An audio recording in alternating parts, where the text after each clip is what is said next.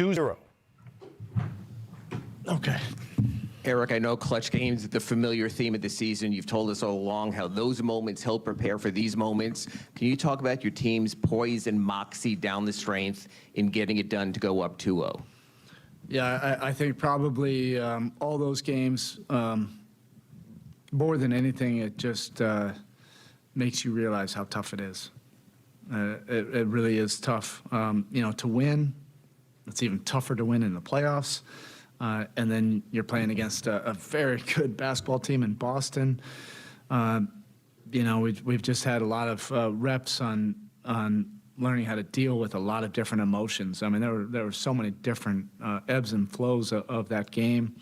But you start to wrap your mind around that it's going to be a long game, 48 minutes, and you got to win skirmishes. We had to battle through deficits in both halves. But we showed that grit and perseverance to be able to hang in there and then, make some plays. And defensively, in the second quarter, we're really good, to get back into the game, and then same thing in the second half. And then Jimmy and Bam just really anchored us offensively. It's just great, when your two best players can lead you and you have a place where the ball can go, and everybody else is just playing off of those guys. But they also hit some very timely big shots in that fourth quarter. What did you think of not just his entire game, but once they put Rob on Caleb, his response to that? Yeah, they did it last year, so it's almost like he's had 12 months to prepare for this. He has a lot of pride. He doesn't like being whatever, but he's an important playmaker for us. Spacing the floor. He's not your traditional 3-and-D guy. He's a little bit unconventional out of the box, so he can do a lot of different things. But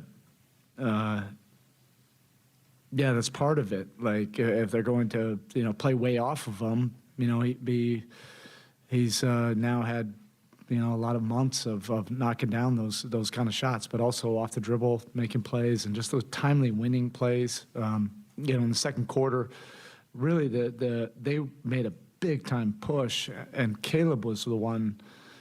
His energy, his offense, his defensive efforts really just kind of kept us, in that scrum. Jimmy and Bam are different off the court, but you've talked about how they're so similar on the court, just in their on-court personas. What makes them so unique as stars? That competitive spirit, the competitive will. They compete to win, and they understand you have to do it on both ends of the court. Both of them, at some point probably guarded basically everybody on the floor. At some point with the switches. So they're going to burn a lot of calories on that end, but then they have this shoulder, massive responsibilities for us on the other end. So we follow them. We follow them with their spirit, their competitive will, night in, night out. Spo, you've talked for years about the will you've got to have to succeed in the postseason. Why is the belief within this group so strong that you guys will find a way no matter the circumstances? Feels like this has just been our existence all year long. I guess nobody was really paying attention, but we were in every single game it felt like for weeks on end, every game was ending on the last second shot, whether we were shooting it or the other team was shooting it. So you develop some grit, from that, and whether it turns into confidence or not, sometimes you don't have the confidence, but at least you have that experience of going through stuff, and you understand how tough it is. What was going through your head when you saw Jimmy and Grant face to face like that? Mike, is it fair to say you were not displeased? I can see where you're going. Look, I love that gnarly version of Jimmy, but you get that regardless. I just think people now are paying a lot more attention, to him now. We've won some games in the postseason. The last few years, Jimmy is just just a real competitor. But playing that way, you guys have played close games for like a decade. Is there a comfort when the game is like that you feel? For a whole decade, we're going to go. It's been compare years. this You to guys play close games every year, like many of them. That sounds like it's almost an indictment on the style of play, like in the mud. No, I'm kidding. No, I think the only thing that's relevant is this year. Well, this group has been together for a while, so there's some collective experiences together. But certainly this year was really unique for all of us, and there's a beauty in the struggle. There's a beauty in that grind, and now we're privileged to be able to go through a unique regular season like we have. But we're in the midst of this right now, and yes, we feel a certain way about getting these two games, but we're well aware of who they are, what they're capable of. Just in these first two games, they've gone on big runs on us. So we have to stay focused on the task at hand and get ready for a big battle in Game 3. Coach, Game 2 against New York, I imagine you knew you would be going to some zone just because Butler was out. I wonder if this one, if you thought you'd be playing, had any idea that you'd be playing as much zone as when you you did. play, when you compete against great teams, very good teams like we're facing in Boston, you just have to do whatever's necessary. Now, it's not about the schematics or the X's and O's. You could invent a new defense if you're not committed to doing tough things. That's what this is about, doing tough things. Like, these guys are not easy to defend. You have to be committed to doing the multiple efforts to contain, to get to the three-point line, to contain their drives. They do all of that, and then they crash the glass, whether in the man or the zone. But our guys have kind of wrapped their minds around that, how tough it is in the postseason.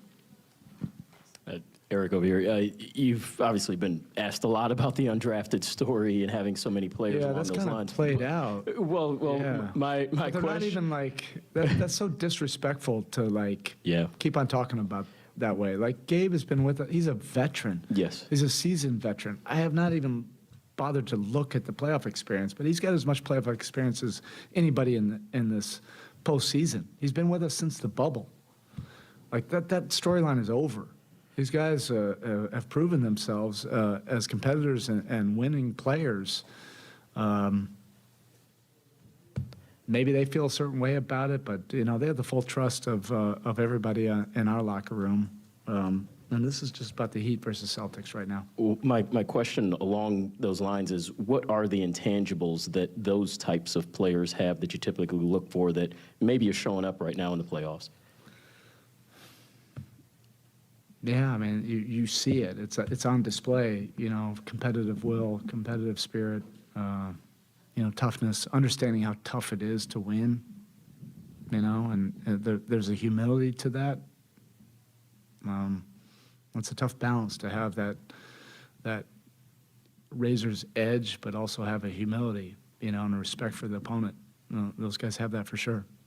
Erik, obviously you count on Duncan's three-point shooting to help you, but he also was aggressive going to the basket and gave you sort of a spark at a bunch of different times. He's a guy who's been in, he's a guy who's been out, been spotted a little. Your thoughts on his overall effort tonight? Now, that's been 2 years of development, where the scouting report was to do everything and anything to get him off that three-point line. So he's been working on that diligently for 2 off seasons, regular seasons, really working on his off-ball movement, more actions to the rim.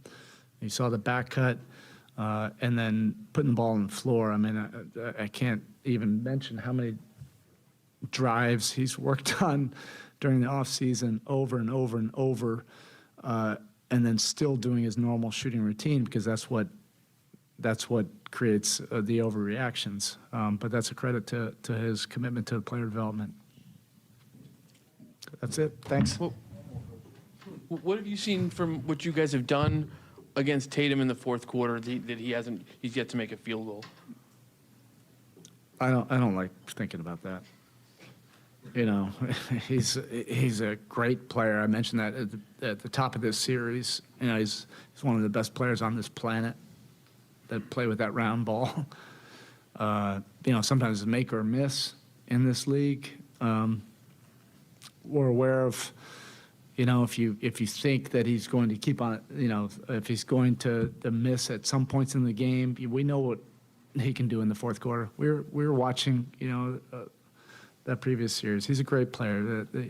He deserves the respect, of our efforts to try to, make it tough. But great players, they can go above and beyond. Well, has the respect that your guys have had for him caused them to kind of raise their execution to slow him in that fourth quarter? Our guys, yeah, I don't know. Sometimes it's make or miss. He's fully capable of making, some of these shots. So it always looks better if you get the win.